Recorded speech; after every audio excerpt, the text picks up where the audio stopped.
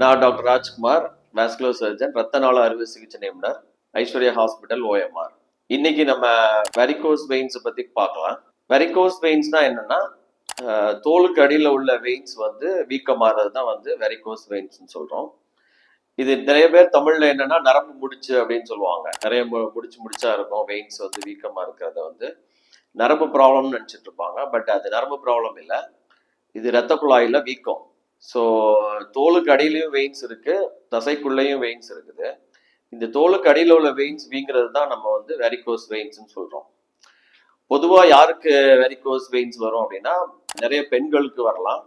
அதுக்கப்புறம் பார்த்தீங்கன்னா ப்ரெக்னன்சிக்கு அப்புறம் நிறைய பேருக்கு வெரிகோஸ் வெயின்ஸ் வரும்.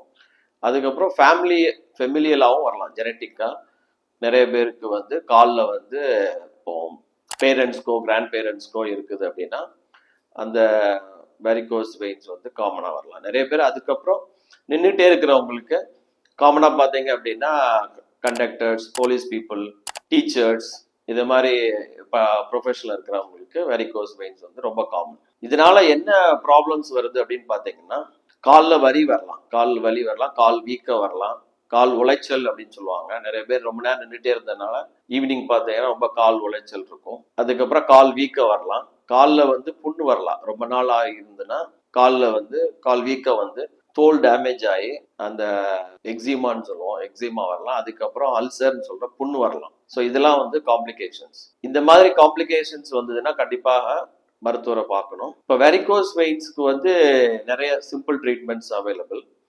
அது பார்த்தீங்க அப்படின்னா முன்னாடி தான் வந்து 10-15 இயர்ஸ் பேக் இதுக்கு ஆப்ரேஷன் பண்ணி அந்த வெரிகோஸ் வெயின்ஸை வந்து ரிமூவ் பண்ணுவோம் நம்ம. பட் இப்போலாம் வந்து லேசர் ட்ரீட்மெண்ட்டில் அதை வந்து சரி பண்ண முடியுது. ஸோ லேசர் ட்ரீட்மெண்ட்றது 1 டே ப்ரொசீஜர். மார்னிங் வந்துட்டு நீங்கள் ப்ரொசீஜர் பண்ணிவிட்டு ஈஸியாக வீடு திரும்பலாம்.